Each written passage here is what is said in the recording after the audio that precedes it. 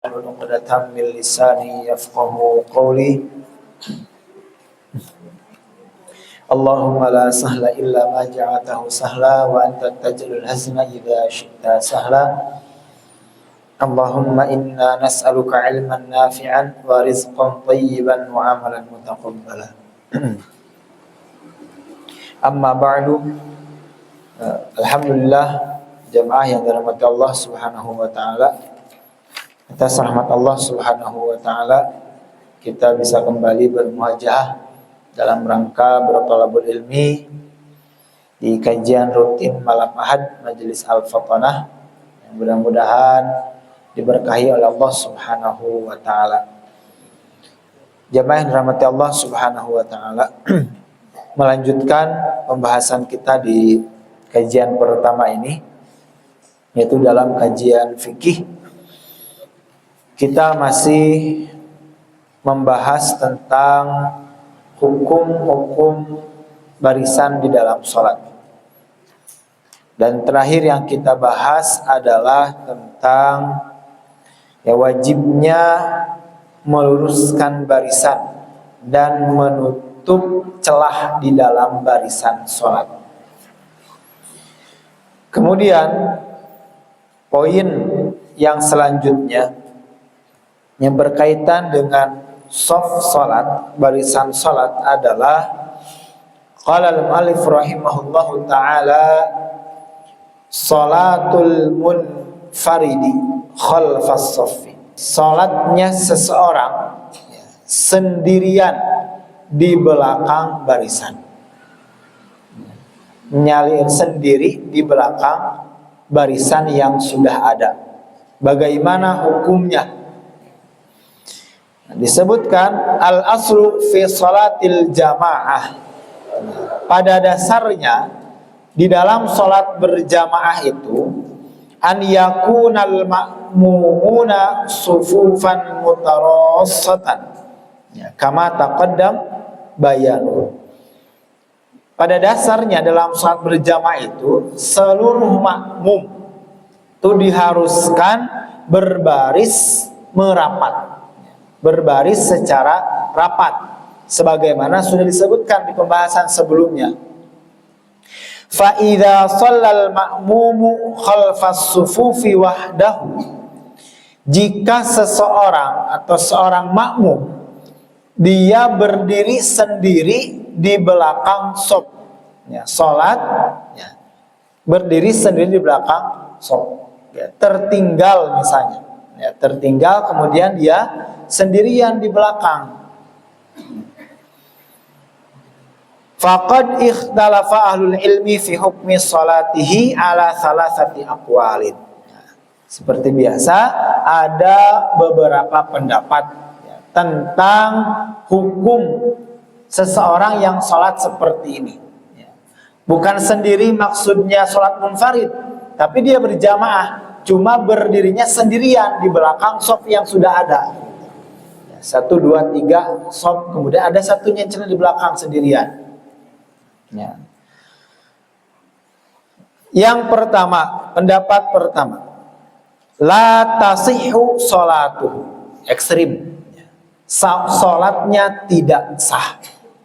Salatnya tidak sah. Salat seseorang yang berdiri sendiri di belakang shaf atau barisan yang sudah ada. Dan ini pendapat yang diambil oleh Imam Ahmad dan beberapa ulama-ulama lain. Mereka berdalil dengan beberapa hadis. Hadis pertama dari Ali bin Syaiban radhiyallahu anhu. Beliau berkata, "Kharajna hatta qadamna 'ala Nabi sallallahu alaihi wasallam." Kami keluar dari kampung kami, dari negeri kami, untuk mendatangi Rasulullah SAW. Kemudian bertemu, fabaya'nahu wa shallaina khalfahu. Kemudian kami membaiat beliau, lalu sholat bersama beliau, lalu sholat berjamaah bersama Nabi. Tsumma shallaina wara'ahu sholatan ukhra. Kemudian setelah selesai sholat berjamaah bersama Nabi, orang-orang yang tadi bersama Ali bin Syaibah ini salat yang lain. Faqadha sholata fara'a rajulan fardan yusalli khalfas shaffi. Ya. Kemudian setelah beres sholat, ternyata ada satu orang yang ikut sholat tapi dia berdiri sendiri di belakang barisan. Fawaqafa alaihi nabiyyu sallallahu alaihi wasallam hina insarafa. Kemudian Nabi mendatangi laki-laki yang tadi sholat sendirian di belakang. Fa'amarahu faqala istaqbil salataka. Ya, kembali kepada sholatmu. Artinya ulangi sholatmu. Ya, la sholata lilladzi khalfas shaffi. Kata Nabi, tidak ada sholat bagi seseorang yang sholat sendirian di belakang barisan. Kata Nabi SAW. Dan pendapat yang pertama berdalil dengan dalil ini, dengan hadis ini. Ya, jelas dari Nabi, la sholat artinya ya tidak ada sholat, tidak sah sholatnya.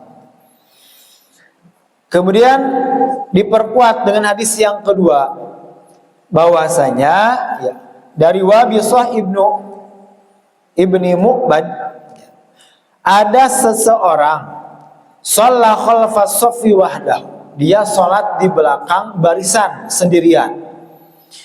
Fa'amarahu Rasulullah SAW ayyu'idas shalah. Kemudian Nabi menyuruh dia untuk mengulangi sholatnya. Ini kejadian yang berbeda ya. Ada beberapa kejadian yang sama dan Nabi menyuruh orang tersebut untuk mengulangi sholatnya. Nah, qalu, ya mereka berkata, para imam ya atau orang-orang yang mengambil pendapat ini, ya, walaula anna sholatahu fasidatun, ya, kalau bukan karena sholatnya yang rusak, ma'amarahu bil i'adah, tidak mungkin Nabi menyuruh lagi untuk sholat. Ya. Jadi kalau semisalnya sholatnya itu sah, Nabi tidak akan menyuruh dia untuk mengulangi sholatnya. Ya. Berhubung sholatnya tidak sah menurut Nabi pada waktu itu, maka Nabi menyuruh untuk mengulangi sholatnya. Nah, itu pendapat yang pertama. Kemudian pendapat yang kedua tentang seseorang yang sholat seperti ini, sholat berjamaah tapi berdiri sendiri di belakang. Sholatuhu shahihatun, sholatnya itu sah. Wa yakrahu li ghairi udhrin, dan menjadi makruh ketika tidak ada uzur. Ya, soft barisan depan masih kosong, masih banyak celah.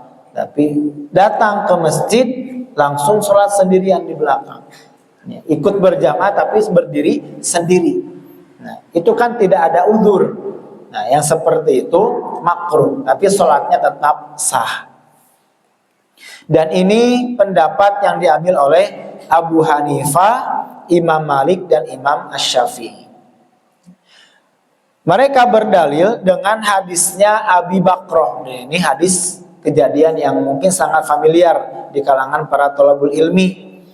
Ya, bahwasanya Abu Bakrah ini intaha ilan Nabi, ya, datang kepada Nabi, menuju Nabi, ingin ikut sholat, ya, berjamaah bersama Nabi.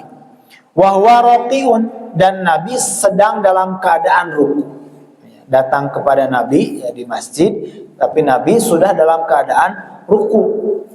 Faraqa'a qabla an yasila ila shaffi. Kemudian Abu Bakrah ini sebelum masuk kepada barisan, ke dalam barisan, dia sudah ruku. Datang dari luar, ya, masuk masih di pintu, ya, kemudian menemui jamaah sudah dalam keadaan ruku. Ya, dia belum sampai di barisan, tapi sudah ruku. Abu Bakrah kemudian ruku sebelum sampai di barisan. Nah, fadzakara dzalika lin-nabi, kemudian kejadian tersebut oleh Abu Bakrah disampaikan kepada Nabi. Kata Nabi apa? Zadakallahu hirsan. Semoga Allah menambahkanmu ketamakan atau semangat, ya, dalam beribadah. Wala ta'ud, kata Nabi, tapi jangan diulangi. Jangan diulangi. Nah, Para ulama yang mengambil pendapat kedua ini ya berkata, ata Abu Bakrah bi juz'in minas sholati khalfas soffi. Abu Bakrah itu masuk ke dalam sholat bersama jamaah ya, khalfas soffi walam yu'mar bil i'adah ya, masuk ke dalam sholat jamaah tapi dia posisinya masih jauh di belakang dan itu sendirian dan posisinya statusnya sudah masuk ke dalam jamaah. Nah, ketika Nabi diberitahu, Nabi tidak menyuruh Abu Bakar untuk mengulangi sholatnya. Cuma Nabi menyuruh wala ta'ud, jangan diulangi perilaku seperti itu. Berarti sholatnya tetap sah meskipun dia masuk sholat berjamaah sendirian di belakang. Walam yu'mar bil i'adah wa innama nuhiya bi anil audi ila zalika, akan tetapi hanya dilarang untuk melakukan perbuatan yang seperti itu. Ifaka'annahu arsyada ila ma huwal afdal, Nabi seakan-akan menunjukkan kepada sesuatu yang paling utama. Artinya yang lebih utama itu kamu masuk dulu ke dalam barisan kemudian ikut sholat berjamaah.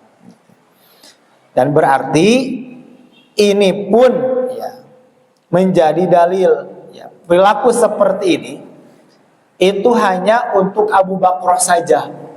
Menurut hadis ini kata Nabi wala ta'ud, jangan diulangi. Artinya kita tidak boleh melakukan hal seperti ini. Sudah cukup kalau misalnya kita telat ya sudah gitu. Berarti masbuk gitu. Masuk dulu ke dalam barisan ya, kemudian berbaris secara rapi rapat, kemudian mulai sholat ya, jangan diikuti apa yang dilakukan oleh Abu Bakar ini. Nah, kemudian hadis yang selanjutnya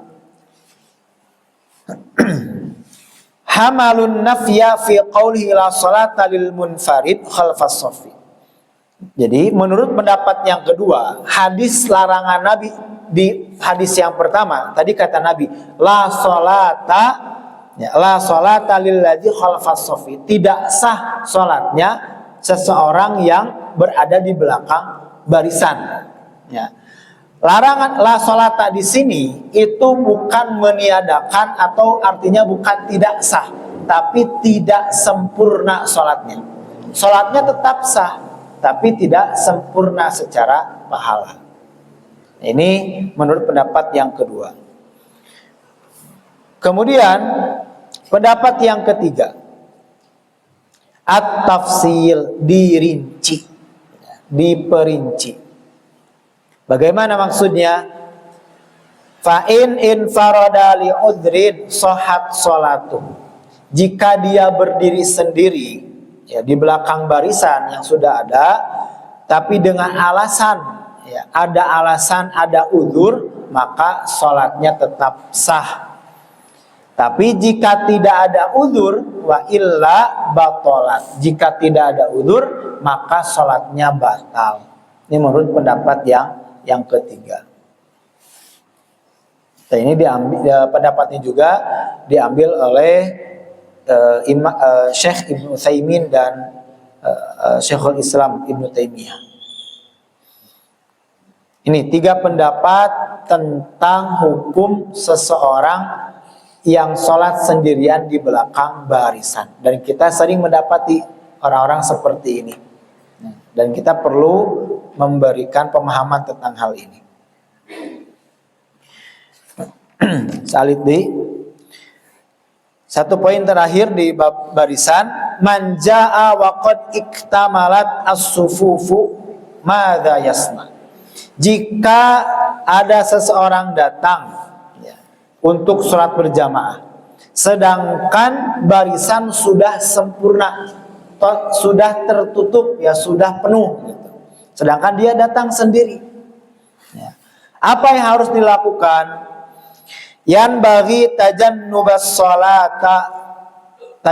sholati munfaridan khalfas saffi. Ya, pertama yang diharuskan itu kita berusaha ya, agar tidak sholat sendiri di belakang barisan.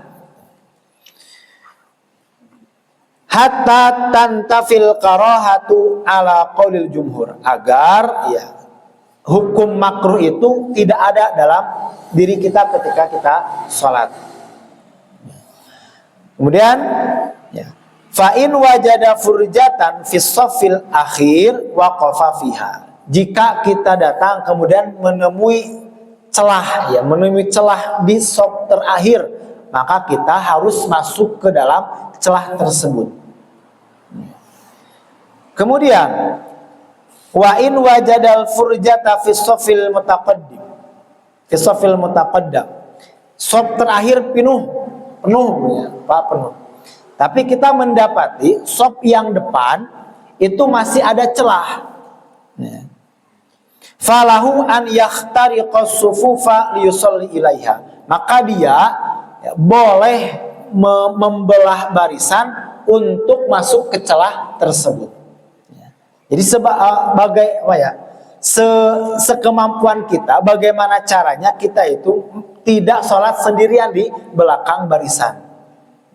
Bahkan ya, disebutkan di sini, fa illam tajid illa an yasifa bi janbil imam falahu dzalik. Jika tidak menemukan celah di barisan terakhir sempurna, barisan depan sempurna, ya, tidak menemukan lagi kecuali di samping imam, maka dia boleh sholat di samping imam. Bagaimana caranya agar tidak sholat sendiri di belakang barisan? Fa in lam yatayassar dzalik, jika itu juga tidak memungkinkan, wa alima annahu sayati akharun, kemudian dia tahu nanti setelah saya masih ada beberapa orang yang akan ikut sholat berjamaah, ya, maka sholat wahdahu, maka dia boleh sholat sendirian terlebih dahulu, karena dia tahu nanti di belakang masih ada orang yang ingin sholat berjamaah.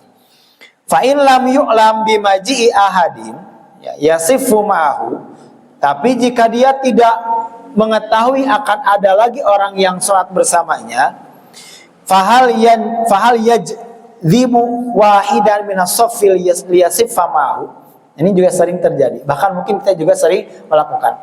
Kemudian kita tidak mengetahui, kemudian kita menarik seseorang dari shaf terakhir, ditepak, dibetot ke pengker gitu. Apakah boleh melakukan hal tersebut? Eno kantos gitu. Ada yang pernah seperti itu?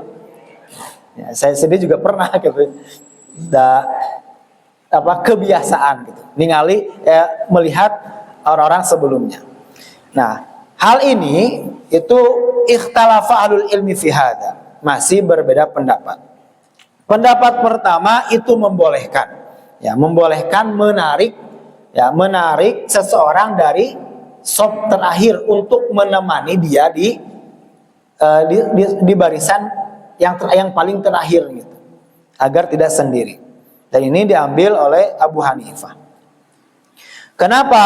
Ya, li'annal hajata da'iyatun ilahi, karena sangat membutuhkan gitu. Dia tidak tahu akan ada lagi yang ikut berjamaah bersamanya. Lalu bagaimana agar saya tidak sendirian? Ya sudah, ya, ngambil seseorang dari shaf yang di depan.